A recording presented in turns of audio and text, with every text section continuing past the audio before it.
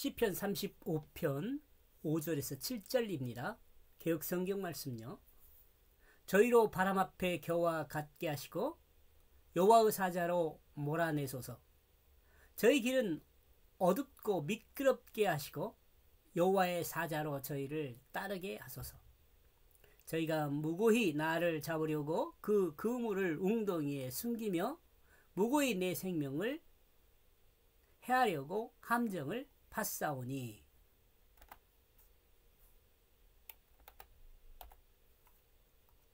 제가 번역한 내용으로는요, 그들을 바람 앞에 한 왕겨같이 대겨, 한 왕겨 알죠? 쌀 껍질이죠. 여호와의 사자가 쫓아내게 하소서. 그가 그들의 길에 있어 모함에 미끄러지고 여호와의 사자가 그들을 뒤쫓게 하소서.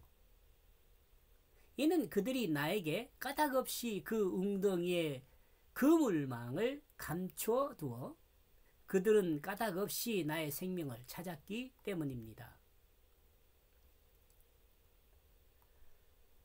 5절 그들을 바람 앞에 한 왕겨같이 되어 여호와의 사자가 쫓아내게 하소서. 바람 앞에 왕겨, 여러분 바람에 날려가는 왕겨 아시죠? 시편 1편 4에서 악인은 오직 바람에 나는 겨와 같다고 말하고 있습니다. 그죠? 악인은 하나님의 뜻을 따르지 않고 자기 마음에 오른 대로 육체적 욕망을 따르게 됩니다. 이를 두고 성경은 악인은 어쩐다고요? 이를 두고 성경은 악인이라고 해요. 이와 같은 사람을요. 하나님의 뜻을 따르지 않는 사람이요. 그렇다면 악인이 바람에 나는 겨와 같다는 것은 어떤 뜻이겠습니까? 그렇습니다. 악인이 따르는 육체적 욕망은 결국 바람에 나는 겨와 같이 알맹이 없는 헛된 것임을, 가치 없는 것임을 말해주고 있습니다. 아직 악인의 삶은 헛것이에요. 헛것. 거짓과 같아요. 결국 가치 없는 것이란 하나님의 선택을 받지 못하는 것이라는 것이므로 하나님의 선택을 받지 못하는 것임을 이야기합니다. 하나님 앞에 빈 껍데기입니다. 하나님 앞에 빈 껍데기입니다. 그러면 하나님이 보낸 사자가 육체적 욕망을 따르는 인간은 선택하지 않습니다. 그 시대의 흐름 속에서 죽음을 보게 되는 것입니다.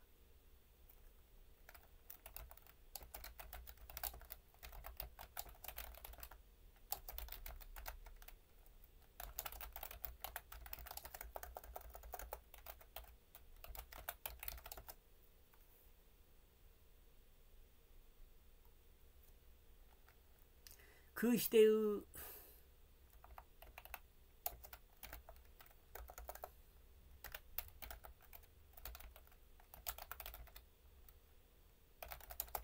세속 문화의 그 흐름 속에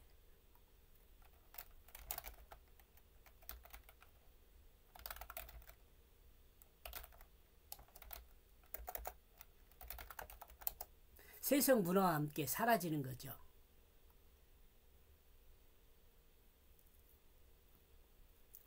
인간은 자신의 미래를 위해 현재를 준비하는 것이 현재의 삶이라 할 수 있습니다. 여러분 그렇습니까? 자신을 돌아봐야 돼요. 나와 여러분은요, 미래를 위한 준비로 현재를 사는 거예요.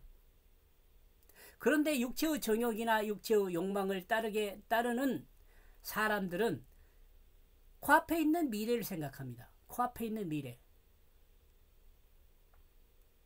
영원한 미래를 생각하지 않고 당장 눈앞에 보이는 자신의 육체적 이득을 생각하게 됩니다. 이러므로 이와 같은 인간들의 삶은 영원하지 못하고 시대의 흐름 속에 소멸하고 마는 것입니다. 문화 속에 문화가 사라져. 여러분 우리가 사는 삶에서요, 문화는요 생산되고 소멸되는 거죠.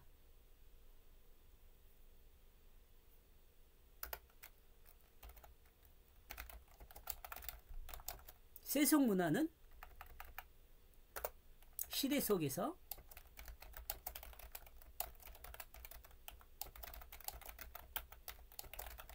그러나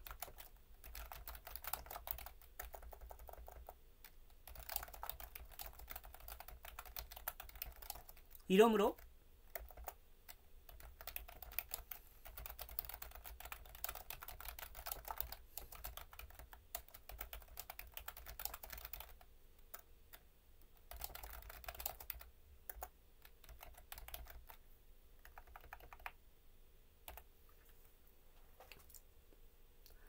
세속 문화는 시대 속에 생산되고 소멸됩니다.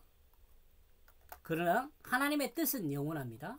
이러므로 그리스도인은 하나님의 뜻 안에서 영원한 사람이 되어야 합니다. 바람에 나는 겨와 같이 아침의 안개같이 물거품과 같이 사라집니다.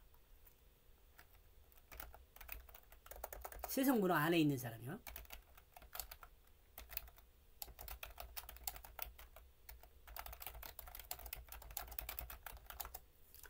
세속 문화 안에서 자기 중심으로 사는 사람은 바람에 나는 겨와 같이 아침의 안개와 같이 물거품 같이 사라집니다. 가치 없는 삶이 됩니다.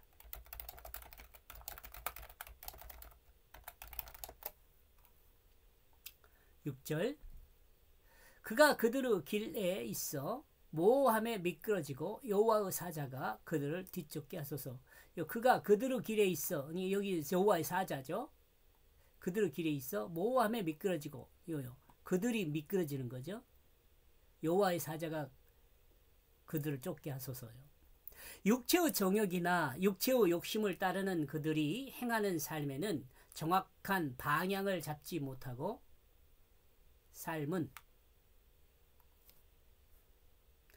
진행하는 삶은 정확한 방향을 잡지 못하고 방황하게 해달라는 다윗의 부탁입니다. 그들이 행하는 삶이 정확한 방향을 잡지 못하고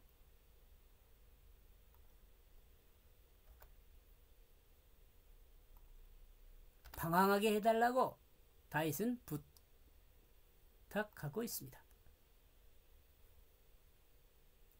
해달라는 다윗의 부탁입니다. 예.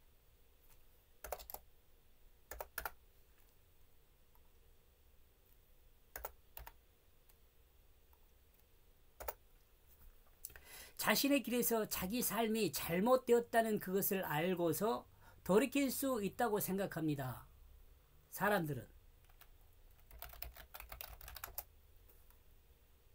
사람들은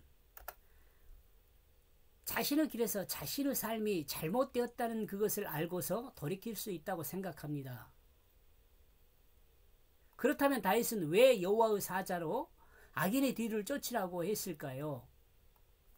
긍정적으로 생각하면 만약 악인이 죄악된 길에서 돌아서게 되면 또는 잘못된 자신의 길에서 회개하게 되면 그들을 구원할 수 있도록 하기 위함이라는 생각을 해봅니다. 이거 긍정적으로 생각하는 거예요.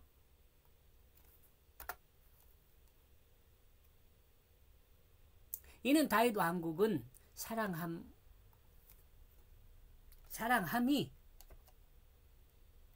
왕국의 통치 원리이기 때문이에요.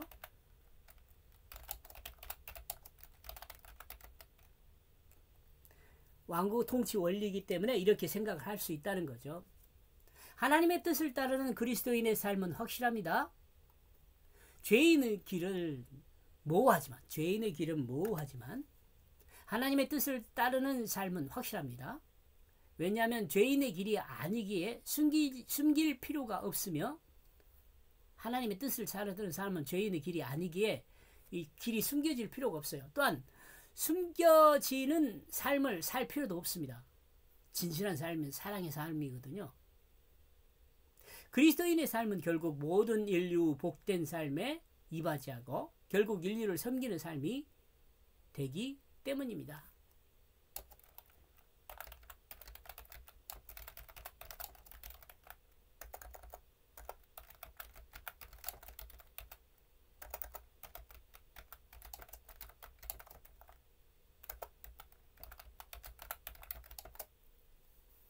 진실한 사랑에 섬기는 삶이 되기 때문에 그렇습니다.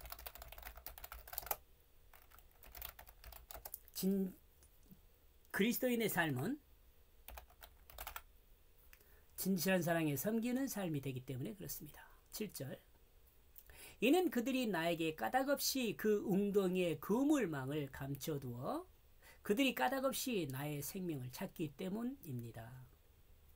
악인들의 삶은 하나님 역사를 대적하는 삶이 되기 때문에 하나님의 뜻대로 사는 사람들에게 많은 유혹을 던지는 삶이 됩니다. 그러므로 하나님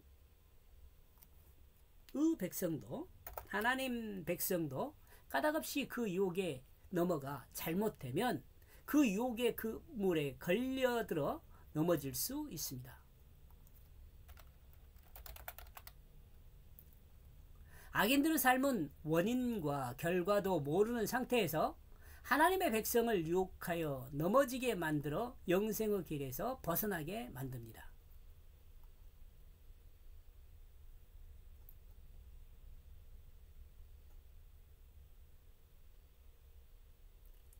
악인들은 마귀의 종으로 부리는 자들입니다. 악인들은 마귀를 종으로 부리는 자들입니다. 레위기 20장 6절, 레위기 20장 27절요. 우리는 악인들의 유혹에 넘어가 육체의 정욕을 따르는 삶에 빠지지 말아야 할 것입니다. 말씀이 주는 교훈을 생각하면요, 인간의 삶은 두 가지가 있는데, 한 가지는 육체를 따르는 삶이고 다른 하나는 하나님의 뜻을 따르는 삶입니다. 육체를 따르는 삶은 악인의 길이며, 이렇게 해야겠네요. 하나님의 뜻을 따르는 삶은 영생의 길입니다. 악인의 길은 모호하지만 하나님의 뜻을 따르는 길은 명확합니다. 악인의 길은 생명을 잃지만 하나님의 뜻을 따르는 길은 영생을 약속받습니다. 오늘도 하나님의 뜻을 따르는 명확한 삶을 통해 하나님의 은혜로 영생을 얻는 백성으로 하루가 충만하기를 소망합니다. 예수 아멘.